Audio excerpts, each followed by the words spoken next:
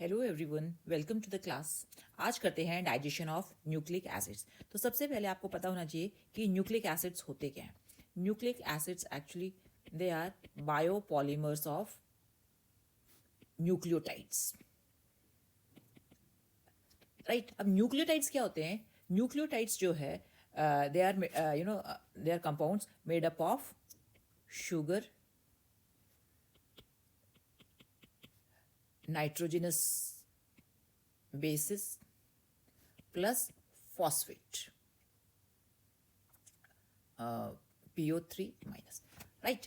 तो ये तीनों कंपोनेंट्स मिलके क्या बनाते हैं? न्यूक्लियोटाइड्स बनाते हैं। और ये जो शुगर है, ये 5 कार्बन शुगर है, या तो राइबोज शुगर होगी या डीऑक्सी राइबोज शुगर होगी। ठीक है, तो राइबोज शुगर जो है अगर किसी न्यूक्लियोटाइड में राइबोज शुगर प्रेजेंट हो तो हम उसे राइबो न्यूक्लियोटाइड बोलते हैं। और अगर शुगर डीऑक्सीराइबोज है तो उस न्यूक्लियोटाइड को डीऑक्सीराइबो न्यूक्लियोटाइड बोलते हैं। शुगर चाहे राइबोज हो या डीऑक्सीराइबोज, दोनों ही जो शुगर हैं वो 5 कार्बन शुगर्स हैं। Where are they found? They are found in the nucleus and they form DNA and RNA. और तुम्हें पता है डीएनए और आरएनए की जेनेटिक्स में कितनी ज़्यादा इंपॉर्टेंस है। जो जीन्स है वो हमारे डीएनए और आरएनए के ही बने होते हैं। डीएनए में जो शुगर है वो डीऑक्सीराइबोज होती है और आरएनए में जो शुगर होती है वो राइबोज शुगर होती है, राइट। अब we come to the source of nucleic acid in food. ठीक है, तो अगर देखा जाए तो सभी सेल्स में, हर एक सेल के न्यूक्लियस में जो है न्यूक्लिक एसिड होती है। ठीक है, पर अगर वो सेल डेड है तो जो न्यूक्लिक एसिड्स है वो अपने आप डिकम्पोज हो जाती हैं with the help of enzyme nucleus, जो कि वहीं की वहीं प्रेजेंट होती है। यानी कि डेड सेल में जो है न्यूक्लियस उसको डिकम्पोज कर देती है। तो जो हमारे फूड में, अगर हम फूड खा रहे हैं तो उस फूड में वो न्यूक्लिक एसिड्स अवेलेबल नहीं होती है। ठीक है, क्योंकि we are eating dead organism. अगर चाहे वो प्लांट है या एनिमल है, हम डेड एनिमल को, डेड लिविंग ऑर्गेनिज्म से फीड करते हैं तो वो न्यूक्लिक एसिड अवेलेबल नहीं होती है। ठीक है, no then what are the sources? अगर वो अवेलेबल ही नहीं होती तो हमारे पास कौन से सोर्स है न्यूक्लिक एसिड्स के? अगर देखा जाए तो जो rich source of nucleic acids है वो है मीट में, फिश में, यानी कि फूड का कंपोनेंट है, इन फूड्स का क्या कंपोनेंट है न्यूक्लिक एसिड, लेग्यूम्स में एंड मशरूम्स में। लेग्यूम्स में जितने भी तुम्हारी जो फलियां होती हैं, बीन्स होती हैं या जैसे मटर होती है, वो सारे लेग्यूम्स में होते हैं। ठीक है, now now we have nucleic acid available in the food. Now what happens in digestion? सबसे पहले we come to buccal cavity. Buccal cavity में कोई भी एंजाइम नहीं होती जो न्यूक्लिक एसिड को डाइजेस्ट कर सके। Next comes stomach. स्टमक में भी कोई भी न्यूक्लिक एसिड को डाइजेस्ट करने के लिए एंजाइम नहीं होती, so no digestion of nucleic acid in stomach. Next comes intestine. Intestine में if you see bile secretion होता है, पेनक्रियास से पेनक्रियाटिक जूस सिक्रीट होता है और इंटेस्टाइन से इंटेस्टिनल जूस सिक्रीट होता है। ये 3 सिक्रीशन होते हैं। बाइल में न्यूक्लिक एसिड से रिलेटेड कोई भी डाइजेस्टिव एंजाइम नहीं होती, कोई या फिर कोई बाइल का सॉल्ट भी जो है न्यूक्लिक एसिड के डाइजेशन में रोल प्ले नहीं करता है। Then comes pancreatic juice. Pancreatic juice में 2 तरह की न्यूक्लियोलाइटिक एंजाइम्स हैं। न्यूक्लियोलाइटिक एंजाइम्स न्यूक्लिक एसिड को ब्रेक करने वाली एंजाइम। कौन कौन सी वो? पहली है राइबोन्यूक्लियस।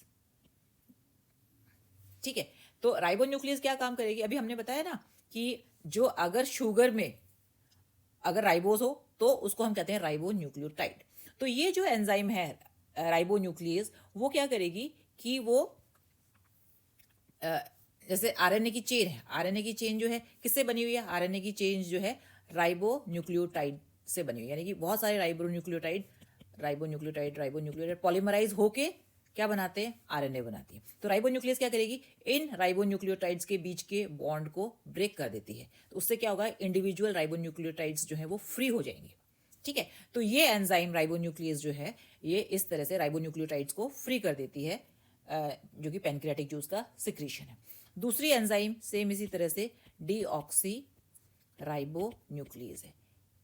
डीऑक्सी राइबोन्यूक्लियस क्या करेगी? जो डीऑक्सी राइबोन्यूक्लियोटाइड के जो पॉलीमर है ये बहुत सारे डीऑक्सीराइबो न्यूक्लियोटाइड के पॉलीमर मिलकर क्या बनाते हैं, डीएनए बनाते हैं ना। तो यानी कि डीएनए के जो इंडिविजुअल कंपोनेंट्स हैं उनको ब्रेक कर देगी, यानी कि डीऑक्सीराइबो न्यूक्लियस के एक्शन से क्या होगा, डीऑक्सीराइबो न्यूक्लियोटाइड जो है वो फ्री हो जाएंगे, सारे इंडिविजुअल कॉन्स्टिट्यूएंट में हो जाएंगे और जो है डीपॉलीमराइज हो जाएंगे। ठीक है, नेक्स्ट कम्स इंटेस्टिनल जूस।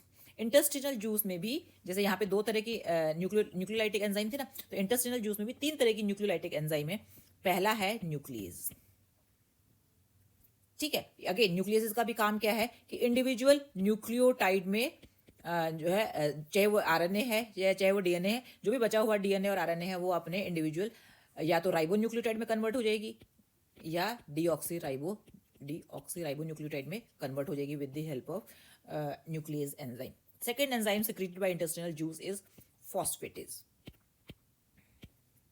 अब देखो मैंने बताया था ना कि एक न्यूक्लियोटाइड में क्या क्या कंपोनेंट्स होते हैं, शुगर होता है, नाइट्रोजनस बेस होता है, प्लस फॉस्फेट होता है।